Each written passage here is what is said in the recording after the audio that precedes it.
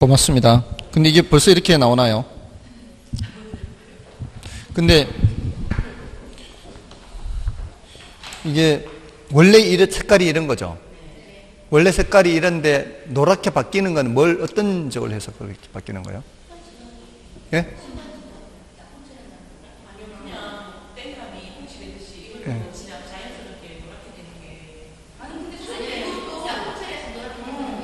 네, 약품 처리해서 노랗게 바꾸는 게 있거든요. 왜 우리 감도 땡감 따가지고 침수라 그러나 하여튼 그렇게 만드는 것처럼 그렇게.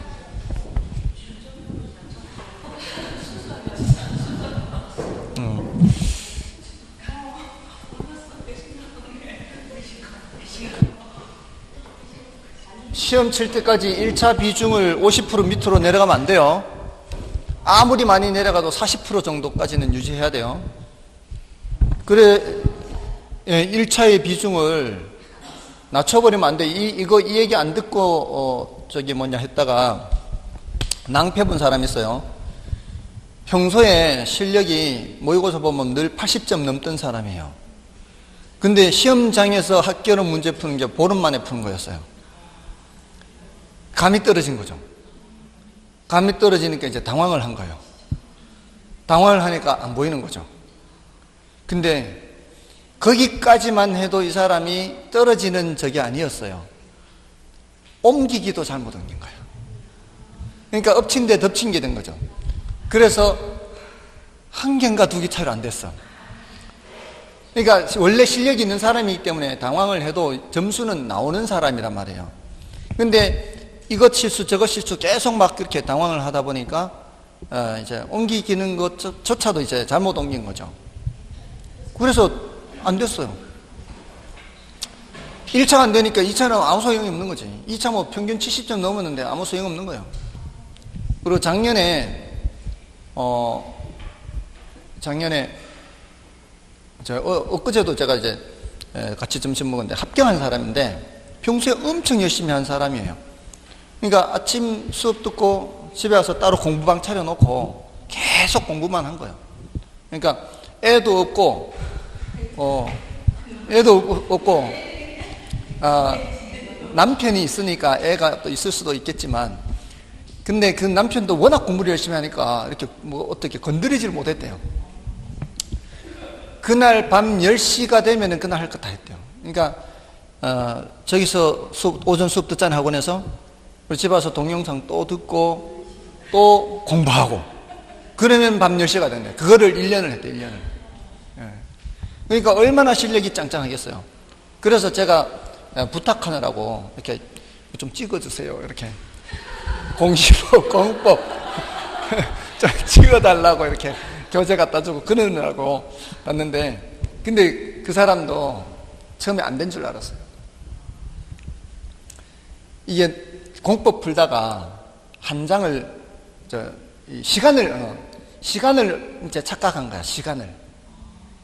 시간을 착각해가지고 이제 시간이 얼마 안 남았다고 생각한 거지. 급하게 푼 거죠, 이제. 그 다음부터는 이제 안 보인 거지. 그 다음부터는 안 보여가지고 안 됐다고 생각하고 이제 막 나오면서 막 울고 불고 난리 났대. 근데 이제 집 와서 채점을 해보니까 이제 중개사법이 전문학 점수가 잘 나오고, 그리고 이것도 그렇게 많이 안 나오는 건 아니었대요. 그래서 합격은 하는 데는 지장이 없은 거죠. 그러니까 실력이 있는 사람들은 좀 어느 정도의 좀 이렇게 변수가 있어도 합격을 해요. 근데 딱 지금 커트라인에 있는 사람들은 혼신의 힘을 다해야 되는 거죠. 그러니까 그 혼신의 힘이라는 게 너무 긴장하거나 하면 안 되는 거고, 오히려 긴장을 늦추고 평소에 자기가 알고 있는 것을 발휘하도록 해야 돼요. 그러니까 어려운 게 나오면은 바로바로 패스하고 지나가라는 거예요. 그렇게 하면 합격할 확률이 훨씬 높아져요. 그러니까 지금까지 제 경험상 그러니까 어려운 거 나오면 패스한다 이런 생각을 늘 갖고 있으라고요. 그리고 1차를 그렇게 너무 비중을 낮춰버리면 감각이 떨어져서 안 돼요. 꾸준하게 이렇게 넘겨서라도 시간을 좀 짧은 시간을 공부하더라도 그래야 유지를 할 수가 있어요. 자, 이제 76번 보겠습니다. 다음은 부동산 개발 과정에 내재하는 위험에 관한 설명이다. 바로에 들어갈 내용으로 옳게 연결된 것은 기억은 정부 정책이나 용도 지역제와 같은 토지 이용 규제 변화로 인해 발생하기도 한다. 무슨 위험이에요? 이건 법적 위험이죠. 그 다음에 니은은 개발된 부동산이 분양이나 임대가 되지 않거나 계획했던 가격 이하나 임대료 이하로 매각되거나 임대되는 것. 이거는 시장 위험이죠. 그리고 디귿은 인플레이션이 심할수록 개발 기간이 연장될수록 더 커진다. 이거는 비용 위험이 되겠죠. 이게 명색이 감정평가사 시험입니다. 감정평가사 시험이에요. 그렇게 어렵지 않죠. 감정평가사 시험도. 그래서 사실 공인중개사 시험 60점 받을 정도 실력이면 감정평가사 시험도 거의 그 근처 나와요. 난이도가 높은 게 우리보다 더 높아서 그렇지 난이도가 중하면은 거의 비슷해요. 감정평가사 시험이나. 다음에 77번입니다. 매수 수용 방식과 환지 방식에 관한 내용 중 틀린 것은 매수 수용 방식은 정부의 직접적인 시장 개입 방법으로서 권리 소멸형이라 할 수 있다. 그렇죠? 아예 소유권이 완전히 사라져 버리는 거니까요. 환지 개발 방식은 사업 후 개발 토지 중 사업에 소요된 비용과 공공용지를 제외한 토지를 당초의 토지 소유자에게 매각하는 것이다. 당초의 토지 소유자에게 매각하는 것은 아니죠. 그래서 다시 돌려주는 거죠. 바꿔주는 거죠. 다른 토지로. 그 다음에 매수 수용 방식은 매수대금 또는 보상금 산정 시 개발이익을 배제하며 환지 방식은 감보에 의해 개발이익을 환수할 수 있다. 맞죠? 다음에 혼용 방식은 환지 방식과 매수 방식을 혼합한 방식으로서 도시개발 사업이나 산업단지 개발 사업에 이럴 때 적용하기도 합니다. 맞고요. 그다음에 매수 수용 방식은 초기에 막대한 토지 구입 비용이 들기 때문에 사업 시행자가 재정 지출을 효율적으로 관리하기 어렵다. 그렇죠? 일단 보상금을 지불하고 사업을 해야 되기 때문에 재정 지출이 많이 발생합니다. 초기에. 그래서 정답은 2번이었나요? 그다음에 78번입니다. 민간 개발 방식에 대한 다음 설명 중 틀린 것은 자, 민간 개발의 여러 가지 사업 방식이 있죠. 그 중에 1번은 자기 자금과 관리 능력이 충분하고 그리고 사업성이 양호하대요. 그럼 뭐요? 자기가 직접 하면 되는 거죠. 자기 직접 하면 돼요. 그래서 맞고요. 그다음에 개발 신탁 또는 토지 신탁에서는 신탁회사에 소유권을 넘기고 토지 소유자가 자금을 조달하여 사업을 시행한다. 요거는 신탁회사한테 소유권을 넘기면 신탁회사가 알아서 하면 되죠. 그래서 틀렸죠. 다음에 3번의 지주공동사업은 토지 소유자와 개발업자가 부동산 개발을 공동으로 시행하는 방식으로서 일반적으로 토지 소유자는 토지를 제공하고 개발업자는 개발의 노하우를 제공하여 서로의 이익을 추구한다. 맞고요. 다음에 컨소시엄을 구성하여 사업을 수행하는 방식은 대규모 개발 사업에 적합하다. 맞죠? 다음에 단순 개발 방식은 토지 형질 변경 등 토지 소유자에 의한 자력 개발을 의미하는 것으로 전통적인 개발 방식이다. 그렇게 볼 수 있죠. 다음에 이제 79번은 부동산 관리에 대한 거죠. 부동산 관리. 부동산 관리는 법적 관리, 경제적 관리, 기술적 관리로 나눌 수 있다. 다음에 부동산 관리 업무 중 법적 관리에 속하는 것으로 짝지은 것은 1번의 기업계획 인력 관리는 요거는 경제적 관리죠. 자, 이게 이제 경제적 관리로 들어가는 이유가 우리가 법경기 계속 하잖아요. 이 복합 개념에 따라 우리가 법적인 측면, 경제적인 측면, 기술적인 측면 할 때 이게 법적인 측면이라고 얘기하잖아요. 이게 법률만 얘기하는 게 아니라 제도, 행정, 정책 이런 것도 다 이게 이제 들어가는 거고 경제적 측면이라고 하잖아요. 그것은 경제, 경영, 회계 이런 것들까지 포함해서 이렇게 특정 측면을 묶는 거니까. 그러니까 인력 관리는 경영 관리에서 이제 나오잖아요. 적재적소에 적정 인원을 배치하는 게 인력 관리잖아요. 그러니까 이게 경제적 이 관리다. 이렇게 이제 얘기를 할 수 있는 거예요. 그 다음에, 토지도난 방지 대책. 자, 요거는 경제적 관리고, 니은은 토지도난 방지, 요건 법적 관리죠. 예, 요거는 법적 관리예요, 니은. 그 다음에, 요거는 아니고, 니은은 맞고요. 그 다음에 디귿은 지목 변경 등 토지 이용 가치를, 지목 변경 이런 거는 법적인 절차를 거쳐야 되죠. 예, 그래서 요거는 법적 관리. 권리 관계의 확인 및 조정. 요것도 법적 관리죠. 예, 그래서 니은, 디귿, 리을 해서 3번이 정답이 되겠네요. 그 다음에 80번은 다음은 부동산 관리와 관련된 설명이다. 틀린 것은 위탁 관리 방식에서 관리업체가 영리만을 추구할 경우 부실한 관리를 초래할 우려가 있다. 이게 이제 그 위탁 관리의 가장 큰 단점이죠. 믿고 맡겼는데 그걸 이제 그렇게 신의 성실의 원칙에 따라 해주지 않을 때에는 문제가 있을 수 있죠. 그 다음에 이번에 자가 관리 방식은 기밀 유지와 보안 관리가 양호하다. 그죠? 내가 직접 하기 때문에 내부 사정이 외부로 유출될 우려가 적어집니다. 그 다음에 부동산 유지 관리상의 문제가 발생한 후 처리하면 고비용의 지출, 임차인의 불편 등을 야기하므로 예방적 유지 관리가 중요하다. 그렇죠. 이게 유지 관리는 기술적 관리라고 볼 수 있는데요. 예방적 유지는 사전적 관리라고 볼 수가 있죠. 대응적 유지가 있죠. 대응적 유지는 이거는 사후적이라고 볼 수 있죠. 일상적 유지 활동하면은 정기적 유지. 이렇게 이제 얘기를 할 수가 있습니다. 자, 그래서 지금 그 3번 예방적 유지가 이제 제일 중요하고요. 그다음에 4번의 혼합 관리 방식은 관리 업무에 대한 강력한 지도력을 확보할 수 있고 위탁 관리 편의 또한 이용할 수 있다. 요거는 모두의 장점을 얘기할 수 있잖아요. 근데 이제 모두의 단점에 노출될 수도 있고요. 그래서 맞고요. 그다음에 입주자에 대한 서비스 수준이 높으며 의사 결정과 업무 처리가 신속한 것은 위탁 관리가 아니고 이건 자가 관리죠. 80번은 5번이 정답입니다. 다음에 81번 부동산 관리 방식별 장단점에 대한 설명 중 틀린 것은 1번에 자가 관리 방식은 관리 업무에 타성을 방지할 수 있는 장점이 있다.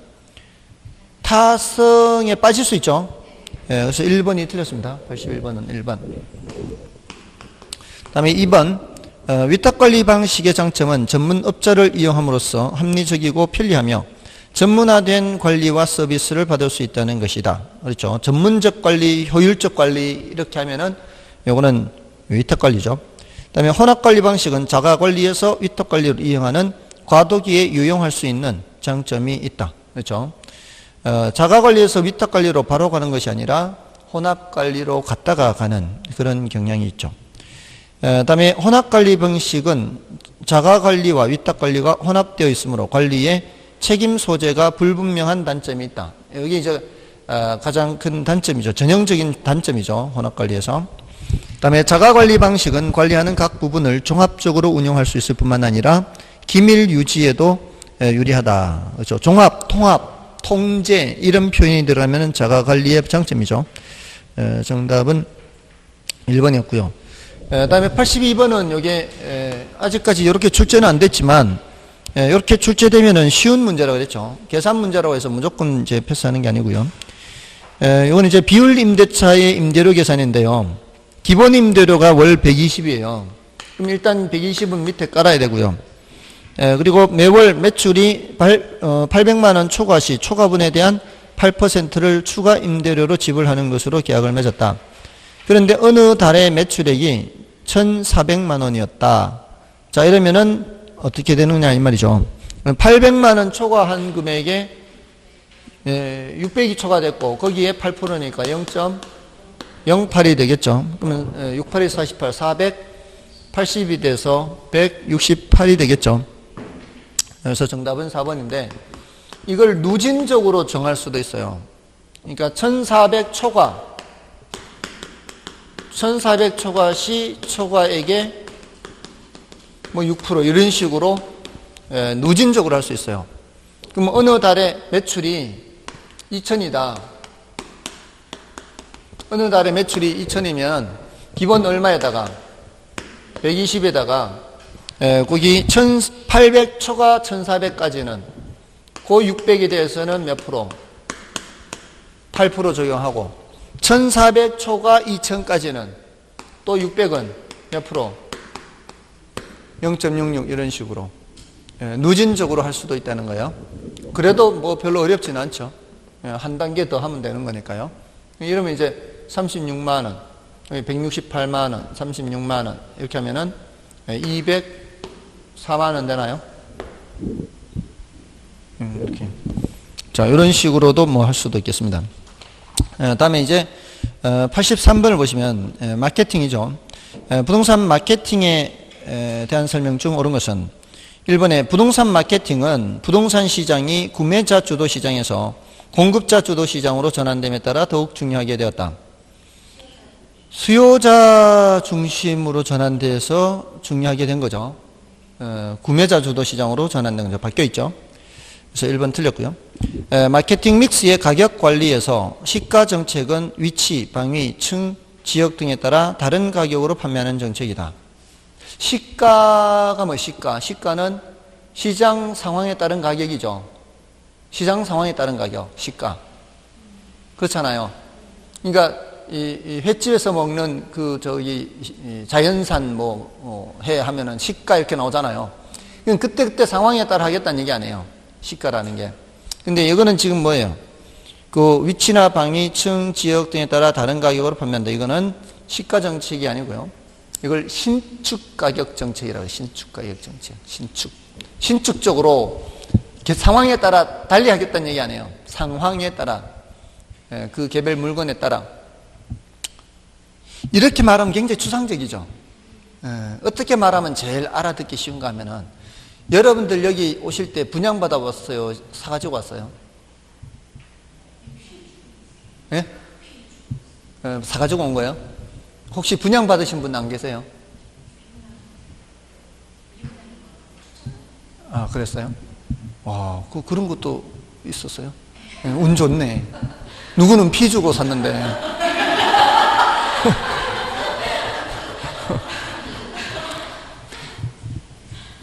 근데 저는 여기 분양받은 거거든요. 분양받은데 그때 분양가가 다 똑같았거든요. 분양가 다 똑같았어요. 같은 평형은 다 분양가가 똑같았다고요. 근데 1층 당첨되느냐, 30층 당첨되느냐, 20층 당첨되느냐에 따라 가격이 다르잖아요. 내가 이제 나중에 팔 때는. 그러면은 처음부터 분양할 때 1층은 싸게, 20층은 더 비싸게. 이렇게 하는 게 더 합리적이지 않아요? 그렇잖아요. 근데 요즘은 그렇게 해요. 예? 5층. 그죠?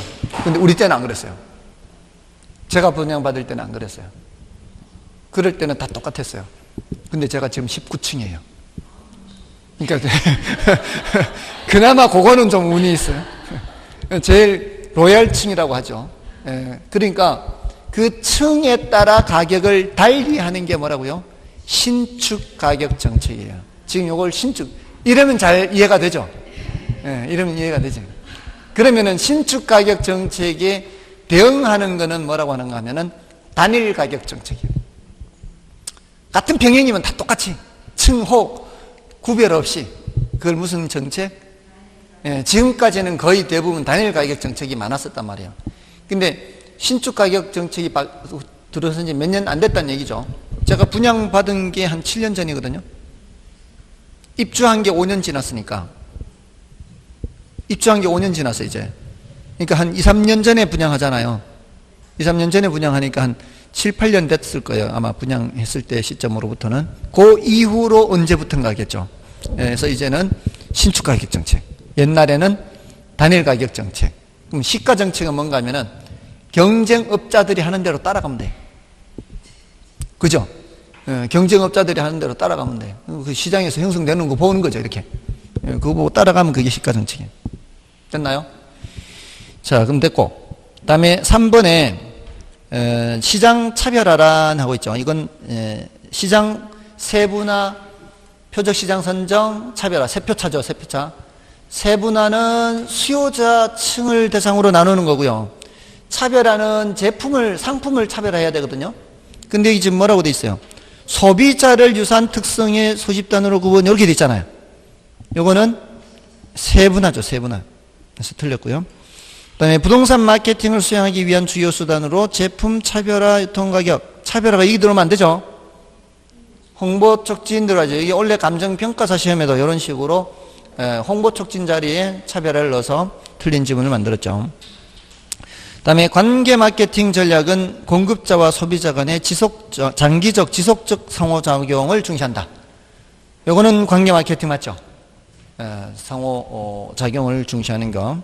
5번이 정답이고요. 그 다음에 84번, 이제 감정평가의 용어에 대한 거죠.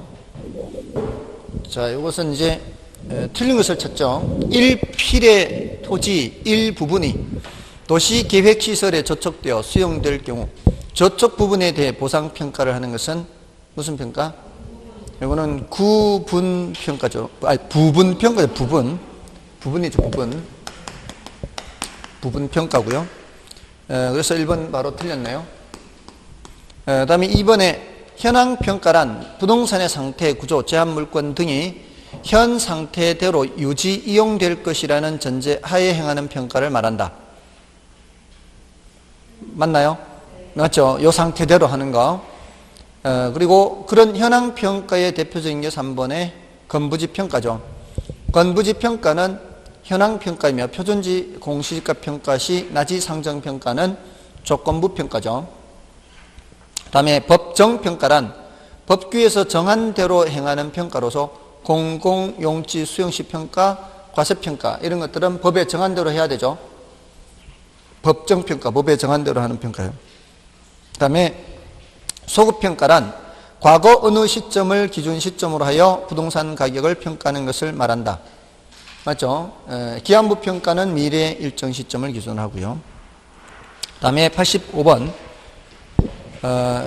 감정평가에 관한 설명을 드리는 것은 5번 85번 대상 물건에 대한 감정평가액은 시장 가치를 기준으로 결정한다. 맞죠? 시장 가치를 기준으로 평가하는 시장 가치 기준 원칙이죠. 시장 가치 기준 원칙이에요. 이게 시장 가치가 뭐라 그랬어요? 통충 정신했죠. 통은 통상적인 시장이고요. 충은 충분한 기간 동안이죠. 충분한 기간 동안 거래를 위하여 공개된 후. 그러니까 충분한 기간이 짧은 기간이에요? 긴 기간이에요? 짧지도 길지도 않은 기간에 속으면 안 돼요. 죄송합니다. 자꾸 속이려고 그래서. 짧지도 않고 길지도 않은 합리적 기간이에요. 합리적 기간. 합리적 기간. 이걸 출품 기간의 합리성이라 그래요. 출품 기간의 합리성. 그러니까 시장에 나와 있는 그 기간이 적당한 기간 이렇게. 그 다음에 정은 뭐예요? 정통한 당사자 사이에서 신은 신중하고 자발적인 거래잖아요. 요거를 거래의 자연성이라 그래요. 거래의 자연성. 그러니까 사기강박 같은 게 없다는 거예요. 그죠? 신중하고 의사와 표시의 불일치가 있어도 안 되겠죠? 신중하게 의사결정하는데 이게 의사와 표시가 불일치하면 안 되잖아요. 그리고 사기강박 같은 게 있어도 안 되고 그런 거래의 자연성을 신중하고 자발적인 이렇게 이제 표현을 하고 있는 거예요. 이게 원칙이다. 근데 예외가 뭐라 그랬어요? 시장가치 외예가치 기준이 예외라고. 예외. 어떤 경우에 시장가치 외예가치로 평가하느냐? 법령에 정한 게 있으면은 그렇게 한다고요. 법령에. 여기 뭐가 있다 그랬죠? 부동산 가격 공시제도 있다 그랬잖아요. 부동산 가격 공시제도에서는 적정 가격으로 평가하는 거예요. 적정 가격. 적정 가격은 시장 가치와 달라요. 부동산 가격 공시에 관한 법률에 들어가면 적정 가격이란 통정이에요. 통정. 이 두 글자밖에 없어요. 시장 가치는 통충 정신인데 적정 가격은 통정이에요. 통은 똑같아요. 저기 통이랑 통상적인 시장. 여기는 정이 여기 정하고 달라요. 여기는 정통한 당사자 사이잖아요. 잘 모르는 문외한이 거래하면 안 되잖아요. 근데 여기에서는 정을 통한다가 아니고 정이 뭐예요? 이게 정이 뭐예요? 정상적인 거래요. 정상적인 거래요. 통상적인 시장에서 정상적인 거래요. 이 두 가지만 있는 거예요. 근데 그러니까 우리 요 뭐 있어요? 적정가격 공시하는 게 8가지 있잖아요. 8가지. 표준지 공시지가, 개별 공시지가, 표준주택가격 이렇게 하잖아요. 표준지 공시지가가 제곱미터당 100만 원이다. 그러면 그걸 시가로 받아들이나요? 시가로 안 받아들이잖아요. 시가로 안 받아들이잖아요. 시가보다 낮다고 보잖아요. 시가 아니에요. 얘는 시장 가치가 아니라고. 법에 정해놨다고 그렇게. 그럼 법을 따라야지.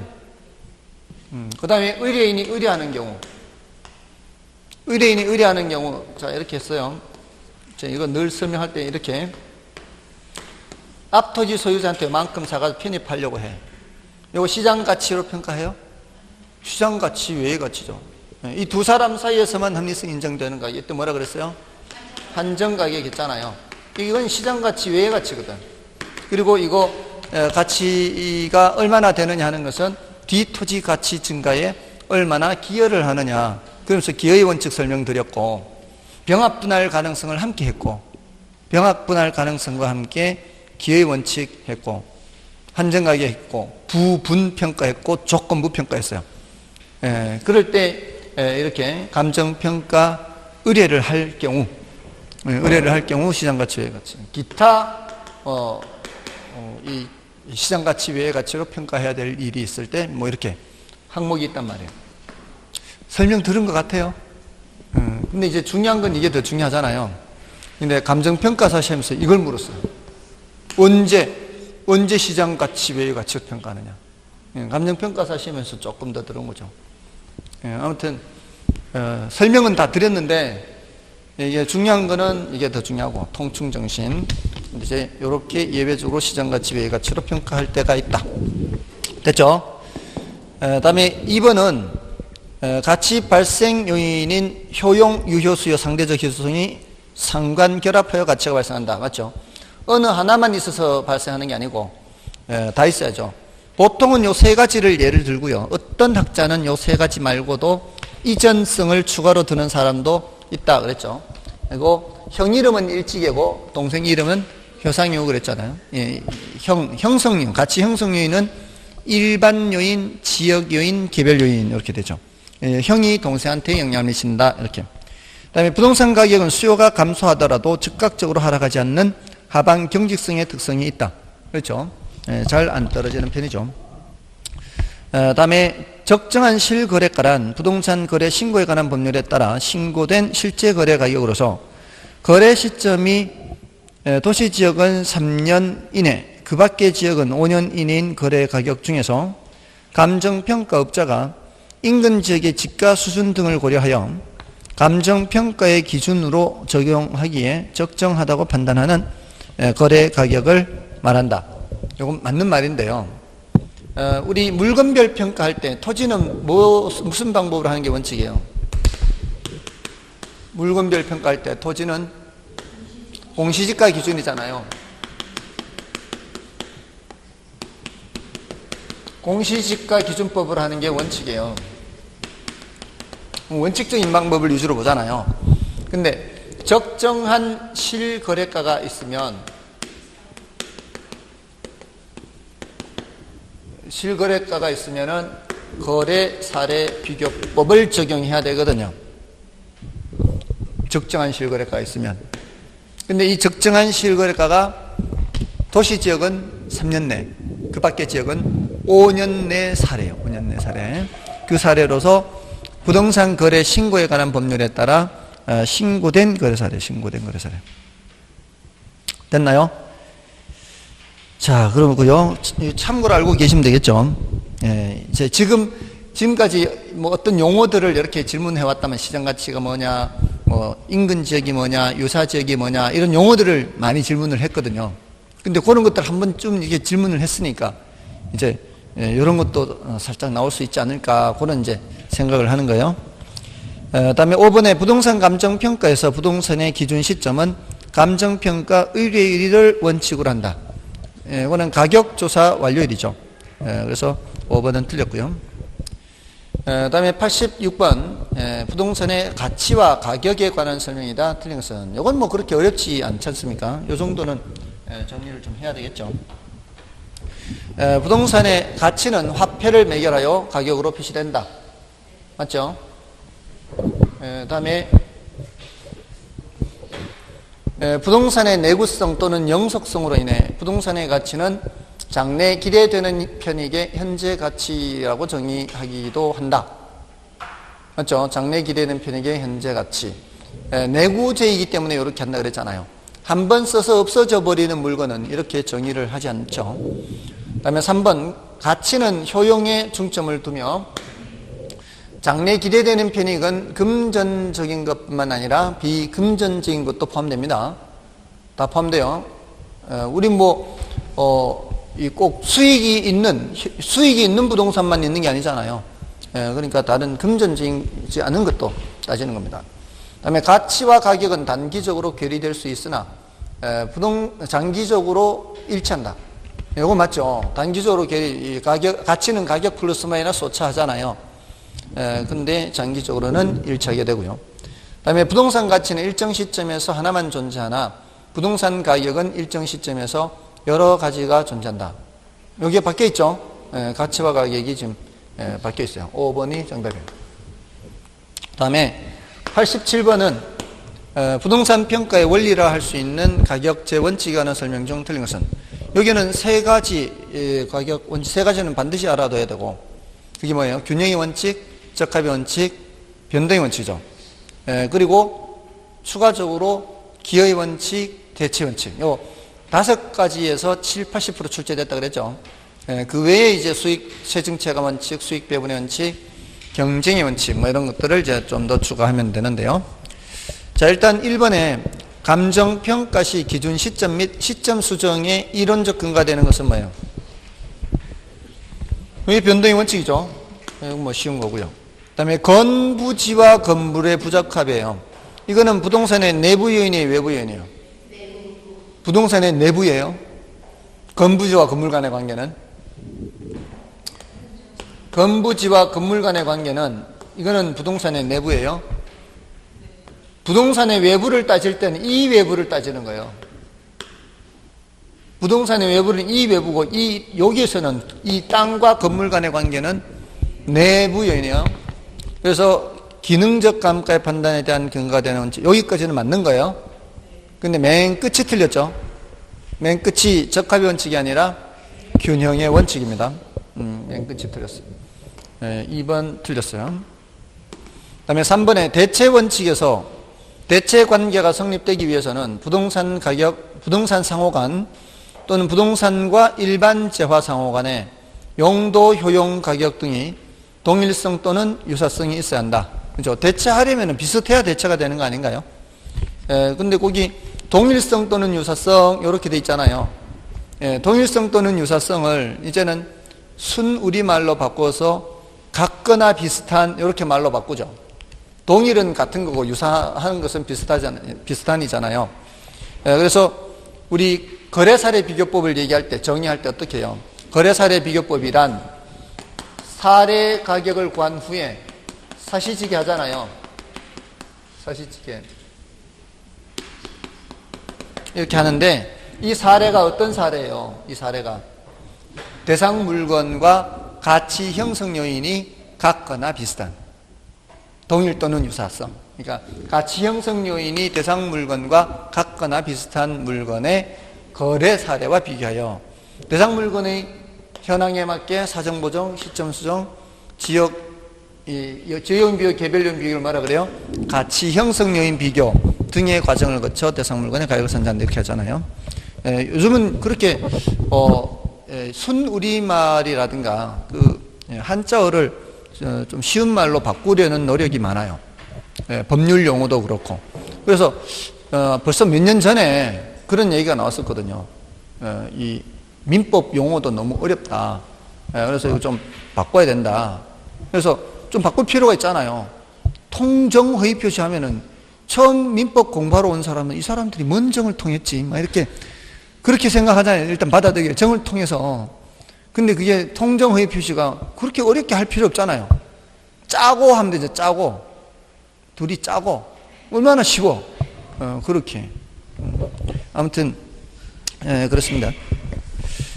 다음에 4번에 부동산의 가격도 경쟁에 의해 결정되며 경쟁이 있으므로 초과 이윤이 소멸되고 대상 부동산은 그 가치에 적합한 가격을 갖게 되는데 이를 경쟁의 원칙이라 한다.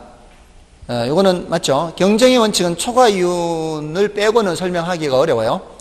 초과 이윤 때문에 경쟁이 발생하고요. 경쟁에 의해서 결국 초과 이윤은 어떻게 돼요? 사라지죠. 결국은 이건 초과 이윤은 결국 사라지는 것이기 때문에 너무 과대평가를 하지 마라 이런 의미거든요. 그래서 맞고요.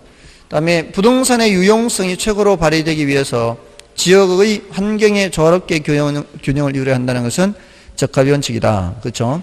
그게 균형이란 단어에 또 속으면 안 되죠. 균형이란 단어에 속아서 이거 균형의 원칙 아닌가 이렇게 하면 안 되고 그 내용이 지역의 환경이잖아요. 부동산의 외부란 말이에요. 그래서 정답은 2번이었고요. 그 다음에 88번 부동산 가격 재원칙에 대한 설명이다. 틀린 것은 부동산 가격 원칙은 부동산의 가격이 어떻게 형성되고 유지되는지 그 법칙성을 찾아내어 평가 활동의 지침으로 삼으려는 행동 기준이다. 맞죠? 그 다음에 수익 배분의 원칙에 따라 생산 활동에서 획득된 총 수익은 각 생산 요소에 배분되는 것으로 노동과 자본 등에 배분된 나머지가 토지에 배분되며 토지에 배분된 수익의 크기에 따라 지가는 결정된다. 맞죠? 그러니까 우리 수익 배분의 원칙을 잉여 생산성의 원리라고도 한다 그랬죠. 왜 그런다 그랬어요? 다른 생산 요소한테 다 주고 최종적으로 누구한테 남으니까 토지한테 남으니까 잉여 생산성 원리, 잉여. 이거는 고전학파는 지대를 뭐라 봤어요? 잉여로 봤잖아요. 그거하고 똑같은 맥락이에요. 고전학파는 이것저것 다 떼고 비용 같은 거 다 떼고 남는 게 토지한테 기속된다 그랬잖아요. 흐름을 생각하셔도 돼요. 고전학파는 지대를 잉여로 봤다. 토지잔여법. 지금 여기 수익 배분의 원칙은 잉여 생산성 원리에서 토지잔여법의 이론적 근거가 돼요. 다음에 3번의 기회비용 원칙이란 대상 부동산이 하나의 용도를 선택함으로써 상실된 다른 용도의 가치로 대상 부동산을 평가한다는 것이다. 그렇죠. 제가 이거 설명드릴 때마다 이 도시 외곽에 있던 공장이 도시가 확장되면서 상업적으로 편입이 됐음에도 불구하고 다른 부동산은 전부 다 다른 공장은 상업용 건물 다 들어서고 하는데 아직도 혼자 공장 용지로 사용하고 있다면 그 평가할 때 공장 용지로 평가하는 게 아니라 상업 용지로 평가해야 된다. 이 기회비용 원칙에 따라서 그런 얘기했죠. 그다음에 기여의 원칙이란 부동산의 가치는 생산비 합으로 이루어진다는 것으로서 한정가격 결정에 근거된다. 이게 틀렸죠? 생산비 합이 아니라 기여도의 합이죠. 기여도. 그다음에 5번의 균형의 원칙은 기능적 감가, 적합의 원칙은 경제적 감가. 맞죠? 정답은 4번이고요. 89번은 좀 쉬고 하겠습니다.